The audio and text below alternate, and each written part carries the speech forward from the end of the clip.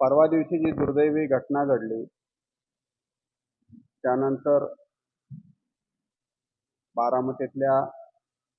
जनमानसाचे भावना फार तीव्र आहेत आणि आम्ही पण त्या दिवशीपासूनच परत नंतर काय नेमकं करायचं या अनुषंगाने आम्ही सुद्धा ॲडिशनल एस पी साहेब, मी, डेप्टी आरटी यांनी चर्चा सुरू केली होती. काल सुद्धा खंडोबानगर तिथे चौकात रास्ता रोको झालं होतं. त्या रास्ता रोकोच्या वेळी सुद्धा त्यांच्या तिथल्या मागण्या ज्या होत्या स्पीड ब्रेकरच्या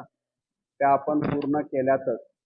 परंतु आज सुद्धा आम्हाला काही निवेदनं आलेली आहेत आणि तिथे सुद्धा लोकांची निवेदनं वेगवेगळ्या ठिकाणच्या लोकांची वेगवेगळ्या समस्या आहेत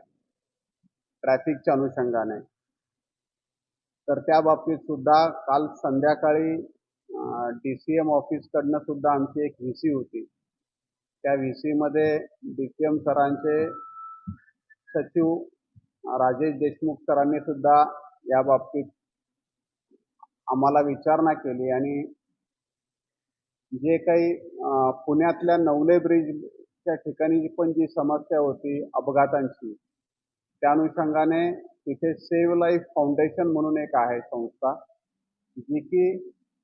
ह्या समस्यांवर सायंटिफिक